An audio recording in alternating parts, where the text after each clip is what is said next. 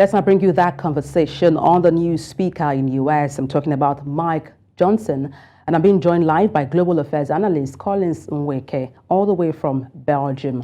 Good morning, Mr. Nweke.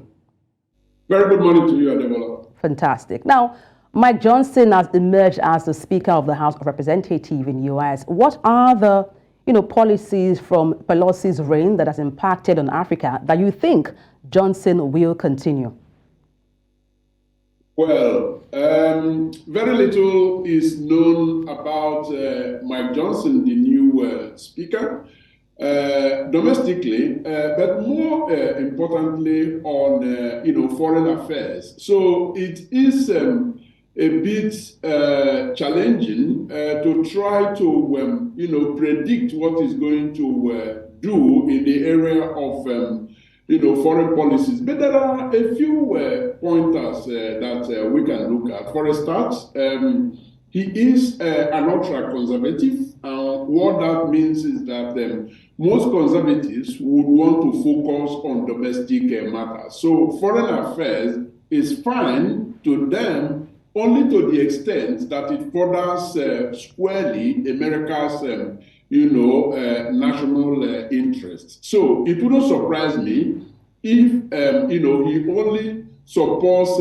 legislations as they pertain to Africa that will support production activities in the United States and encouraging the cutting away of raw materials from Africa to the United States, rather than producing things in Africa and exporting finished products to the United States, thereby creating jobs in Africa. We also know that he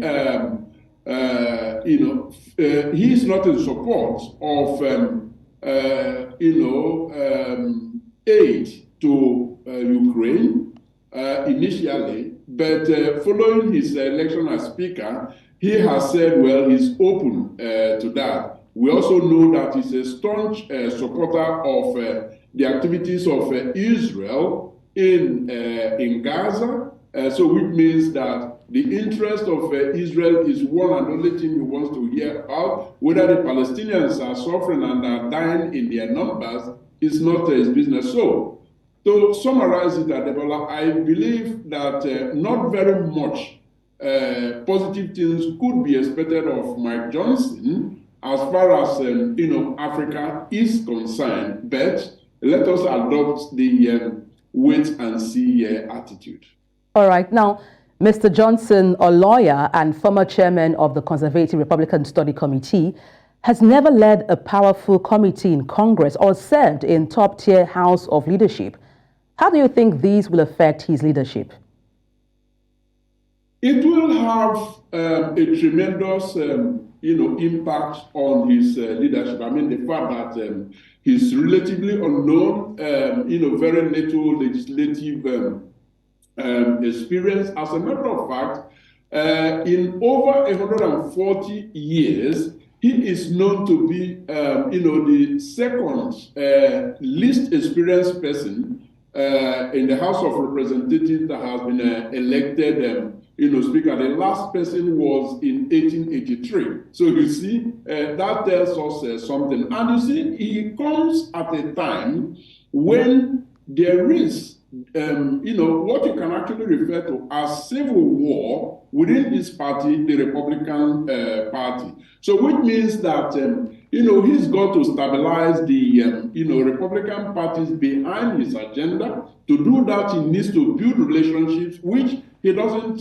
quite have, at least not as robustly as, will be expected. And then, of course, he also needs to, work around fundraising. Now, so far, fundraising is so very, very critical, especially as the, election of 2024 looms, and he hasn't got much experience. Some believe it might be, a positive thing on his side, considering that, those who pay the piper dictates the tone. And since he doesn't have, fund-raising backers, that might be a good thing. But on the other hand, people are saying that the Republicans need all the money that they can get, from lobbies, from businesses, and so on and so forth. So Mike Johnson has an uphill task ahead of him. He does come across as a thoughtful person and a quick learner. So it could very well be that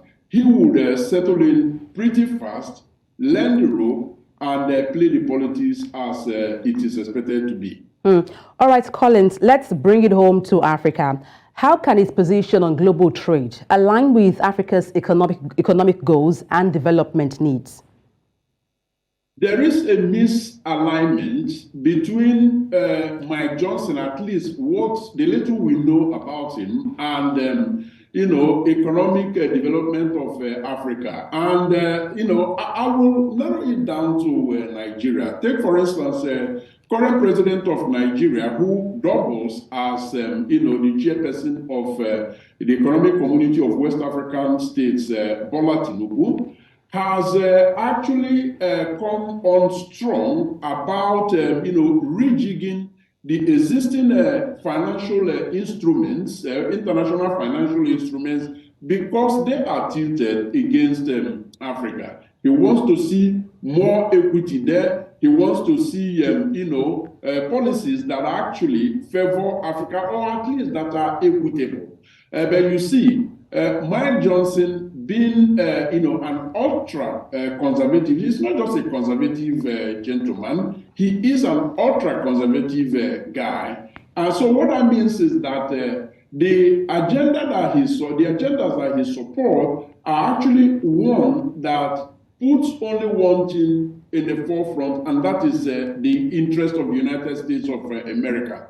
He wouldn't be bothered if those, issues actually militate against Africa's development as stated in the African Economic Development Agenda. Now, another critical issue is his position on climate change.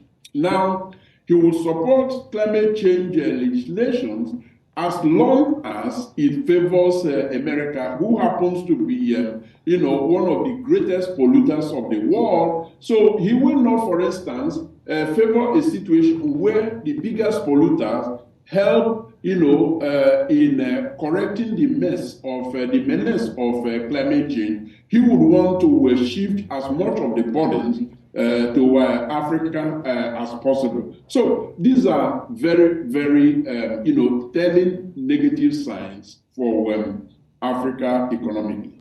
Well, thank you so much for joining me on the news all the way from Belgium. Collins Nweke, Global Affairs Analyst. Thank you for your insight.